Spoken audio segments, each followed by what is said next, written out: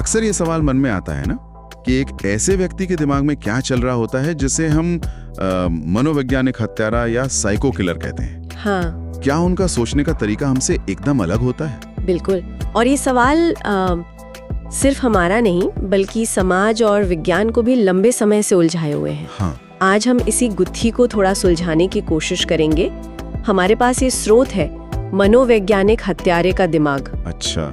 तो इसी के रोशनी में हम समझने की कोशिश करेंगे कि इन व्यक्तियों की मानसिकता कैसी होती है, उनके लक्षण क्या है और क्या संभावित कारण हो सकते हैं इसके पीछे। हाँ, क्योंकि अक्सर हम ये शब्द सुनते हैं, सीरियल किलर, साइकोपैथ, सोशियोपैथ, और जैसा कि स्रोत में भी शायद बताया गया है, इनके बीच फर्क करना मुश्किल हो सकता है। बिल्कुल। लेकिन स्रोत कुछ खास लक्षणों पर जोर देता है ना, जो शायद इनमें आम होते हैं। व्यवहारिक लक्षणों को समझना जो बार बार दिखते हैं। जैसे कि सबसे अहम है समानुभूति की कमी, मतलब दूसरों के दर्द या उनकी भावनाओं को समझने या महसूस करने की जो क्षमता होती है वो लगभग गायब होती है इनमें। पूरी तरह से गायब? हाँ, स्रोत बताता है कि ये सिर्फ असंवेदनशीलता नहीं है, ये एक तरह की गहरी भावनात्मक शून्यता है। और स्रोत ये भी कहता है कि वे बाहर से अक्सर काफी आकर्षक, मिलनसार दिख सकते हैं। ये थोड़ा अजीब नहीं लगता? विरोधाभासी। हाँ, ये एक बहुत दिलचस्प पहलू है जिस पर स्रोत बात करता है।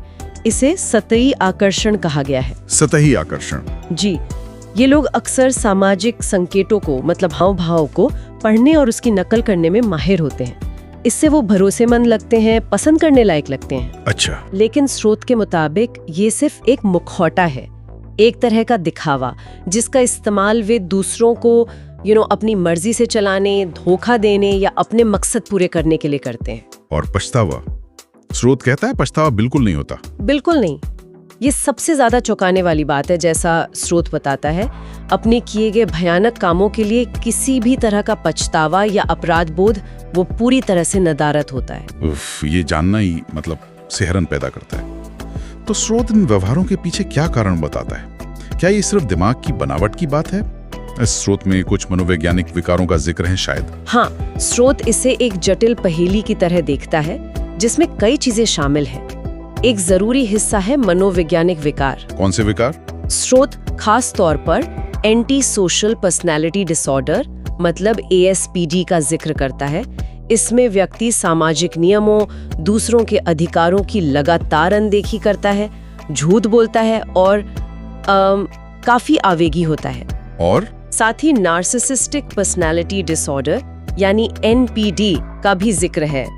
इसमें व्यक्ति खुद को बहुत ज्यादा महत्वपूर्ण समझता है, दूसरों से लगातार तारीफ चाहता है और उसमें भी समानुभूति की कमी होती है। पर स्रोत ये साफ करता है कि ये निदान जरूरी है, लेकिन ये पूरी कहानी नहीं बताते। तो मतलब सिर्फ डिसऑर्डर ही वजह नहीं है, बचपन के अनुभव, स्रोत में इसका भी जिक्र है। बिल्कुल। स्रोत इस बात पर काफी जोर देता है, माहौल और शुरुआती जीवन के अनुभव, खासकर बचपन में हुआ कोई गंभीर भावनात्मक या शारीरिक शोषण या फिर उपेक्षा, एक अस्थिर पारिवारिक माहौल, ये सब ऐसे व्यक्तित्व के बनने में अहम भूमिका निभा सकते हैं। तो ये वही प्रकृति बनाम पोषण वाली बहस हो गई? हाँ, एक तरह से।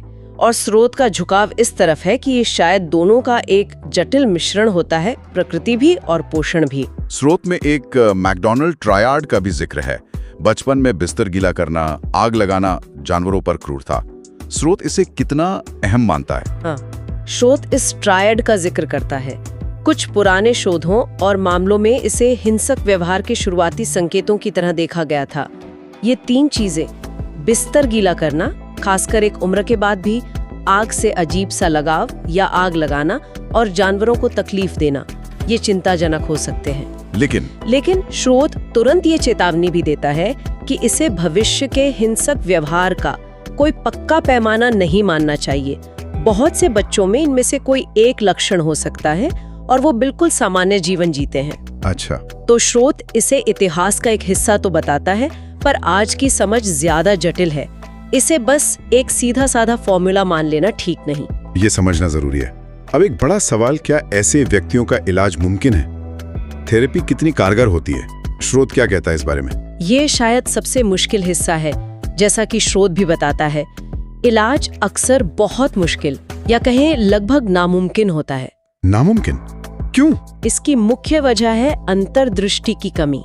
मतलब स्रोत के अनुसार इन व्यक्तियों में ये समझने की क्षमता ही नहीं होती कि उनके सोचने या व्यवहार करने के तरीके में कोई गड़बड़ है। उन्हें लगता है वो ठीक है। हाँ, उन्हें लगता है कि वो ठीक है और दुनिया गलत है, इसलिए वे थेरेपी को गंभीरता से नहीं लेते या फिर उसे भी दूसरों को क्या कहते हैं बरगलाने का एक और तरीका बना लेते हैं। मतलब सुधार की इच्छा ही नहीं होती। बिल्कुल, वो आत्म जागरूकता और बदलाव की इच्छा जो सुधार के लिए जरूरी है वो उनमें होती ही नहीं है। तो हम एक ऐसे दिमाग की बात कर रहे हैं जिसमें सहानुभूति नहीं, पछतावा नहीं और खुद को देखने या बदलने की क्षमता भी नहीं।